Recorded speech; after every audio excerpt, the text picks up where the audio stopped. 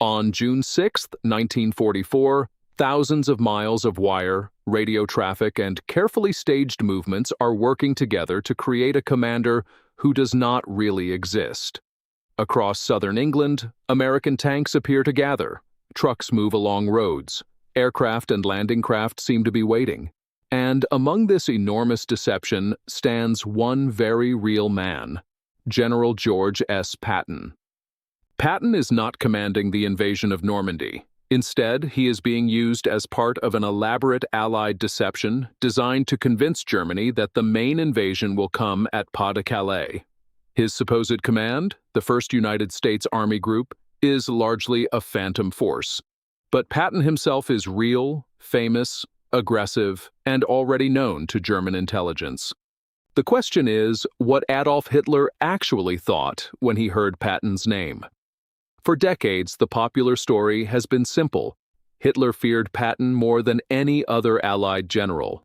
He supposedly called him the American cowboy, and regarded him as the most dangerous commander facing Germany. But the surviving evidence tells a more complicated story. The Germans certainly noticed Patton. Some respected him enormously. Yet the idea that Hitler personally regarded him as an almost unstoppable military genius is much harder to prove. To understand why, we have to go back to the campaigns that made Patton visible to the German command in the first place. Before 1943, Patton was hardly the legendary figure later remembered by the public. He had been a cavalryman, a pioneer of American armored warfare, and an officer obsessed with movement, speed, and aggressive action. But to the German military intelligence system, he was initially just one American commander among many. During the Tunisia campaign in early 1943, Patton took command of 2nd Corps after American forces had suffered serious setbacks. His troops attacked German and Italian positions, but surviving German records do not show the extraordinary attention later claimed by popular histories. One German intelligence report in May simply recorded that Patton had taken command of 2nd Corps. Another, in June, described him as an energetic and responsible commander. That was hardly the description of an enemy who had already become Hitler's greatest obsession. Everything changed gradually in Sicily. In July and August 1943, Patton commanded the U.S. 7th Army during the Allied invasion of Sicily. His forces captured Palermo and pushed towards Messina in a campaign marked by rapid movement and fierce fighting. His aggressive style became impossible for the Germans to ignore. But this is where the distinction between reputation and evidence becomes essential. After the war, several German commanders remembered Patton with extraordinary respect. Günther Blumentritt described him as an exceptionally aggressive commander, whose speed and initiative impressed the Germans. Alfred Jodl, Hitler's chief military operations officer, later compared Patton with Heinz Guderian, the celebrated German armored commander. Other German officers similarly praised his ability to combine armor and infantry and to exploit opportunities quickly. Yet these statements were mostly made after Germany had lost the war. That matters. Post-war recollections can preserve genuine memories, but they can also be influenced by hindsight. German generals knew what Patton had achieved in 1944 and 1945. They also knew that historians and American interviewers wanted to understand which Allied commanders had impressed them. Consequently, historians have warned against treating every post-war compliment as proof of what German commanders actually believed at the time. The surviving wartime intelligence records suggest that Patton's reputation grew, but not necessarily that he was regarded as uniquely superior to every other Allied commander. And then came the deception surrounding D-Day. Patton was placed at the center of Operation Fortitude South because the Allies understood something important about German expectations. Patton had become a recognizable symbol of American offensive power. If German intelligence saw him commanding a huge American army group in southeastern England, the deception would become more convincing. The fictional force was supposed to attack Pas-de-Calais. In reality, the main invasion came to Normandy on June 6th. German commanders did not immediately abandon the possibility of a second invasion. Even after Allied troops landed in Normandy, German forces remained heavily concerned about Pas-de-Calais. The deception helped preserve that uncertainty and contributed to the delay in committing some German forces southwest. But the claim that Hitler kept the entire German 15th Army at Calais simply because he was afraid of Patton is an oversimplification. German decision-making involved intelligence assessments, geography, command disagreements, and Hitler's own shifting expectations about Allied intentions.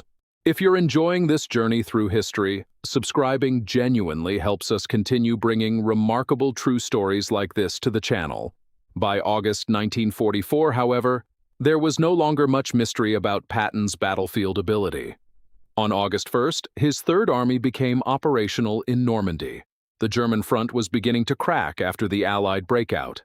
Patton's formations moved rapidly through France, exploiting the collapse of German resistance and advancing far faster than many German commanders had expected. This was the Patton the Germans remembered. His method was not simply charging forward. The Third Army depended on a huge American logistical system, thousands of vehicles, engineers, signals units, artillery formations, and air support. Patton's greatest strength was his ability to turn that machinery into movement. When resistance weakened, his forces advanced. When opportunities appeared, he attacked before the Germans could reorganize. German commanders had their own traditions of mobile warfare. Rommel, Guderian, and others had demonstrated the power of concentrated armor and rapid maneuver earlier in the war. But by 1944, Germany faced severe shortages of fuel, vehicles, trained replacements, and air superiority. American formations possessed enormous logistical resources that allowed Patton to sustain a pace German armies increasingly could not match. The difference was therefore not simply Patton versus a German tank commander. It was an aggressive commander operating inside an industrial system that could keep moving. That distinction is crucial to understanding Hitler's view.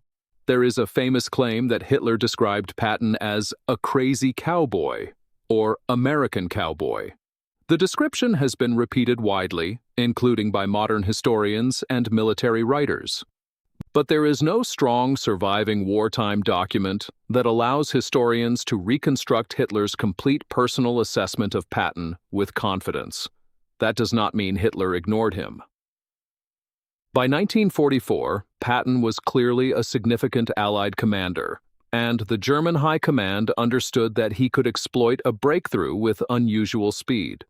But Hitler's attention was divided among dozens of military problems.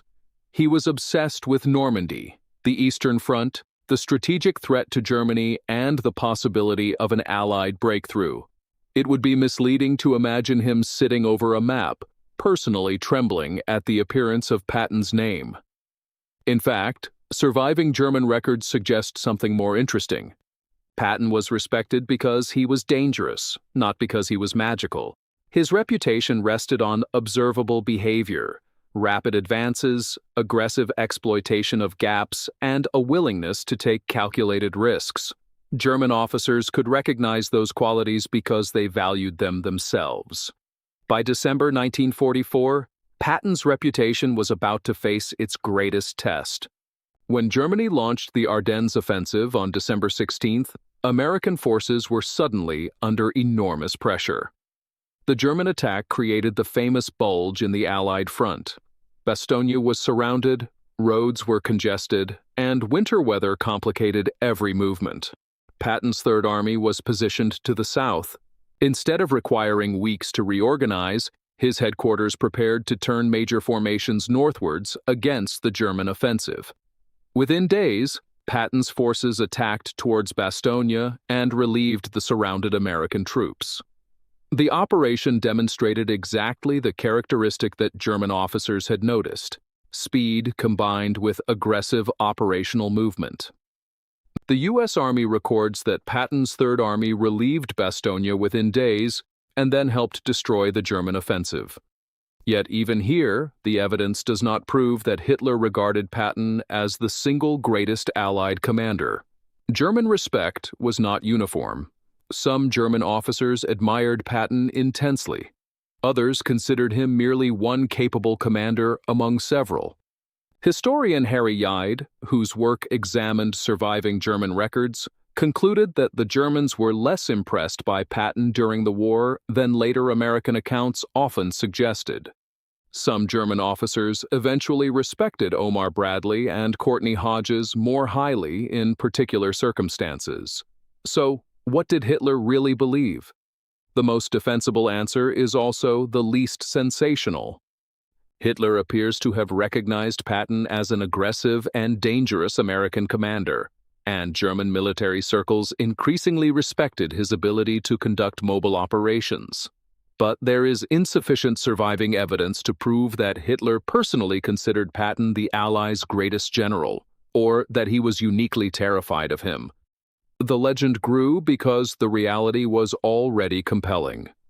Patton looked like the kind of commander Hitler's military culture admired: aggressive, decisive, obsessed with movement, and unwilling to accept hesitation. He also represented something Germany was increasingly unable to defeat: American industrial power transformed into operational speed. And that may be the most revealing part of the story. Patton was not dangerous because he possessed some secret weapon. He was dangerous because he understood how to exploit opportunities inside a vast Allied military machine. His personality became famous, but personality alone could not have moved an army across France. Behind the famous helmet and revolvers stood thousands of officers, mechanics, drivers, engineers, tank crews, infantrymen, and logisticians. The German commanders who faced him saw the result. After the war, some remembered Patton with almost extraordinary admiration. Others were more measured. The surviving records leave no reliable foundation for the dramatic claim that Hitler lived in constant fear of him. What they do show is a German command increasingly aware that Patton was exceptionally aggressive and capable of turning a breakthrough into a disaster. And perhaps that is what Hitler really believed: not that Patton was invincible, not that he was the greatest general of the war, but that when the American army broke through, Patton was one of the men most capable of making the break irreversible. The image from England in June 1944 therefore takes on a different meaning. Patton is standing beside an army that exists largely on paper, surrounded by tanks and equipment intended to deceive German intelligence. The real army is waiting across the Channel. Hitler does not need to fear a mythical Superman. He needs to understand what the deception represents. Behind the fake army is a real industrial power. Behind the photographs is a real commander. Behind the radio traffic is a real invasion force preparing to cross into occupied Europe. And once Patton's real Third Army finally begins moving through France, the distinction between the phantom general and the real one disappears. The legend says Hitler feared Patton. The evidence suggests something subtler and perhaps more significant. German commanders learned to respect the speed, aggression, and operational instinct that Patton brought to the battlefield, while the wider American system supplied the enormous power that allowed those qualities to matter. History rarely turns on one man's personality. It turns on what that personality can do when placed inside an army capable of acting on it. Patton was not the weapon that defeated Hitler. He was one of the men who knew how to make the weapon move.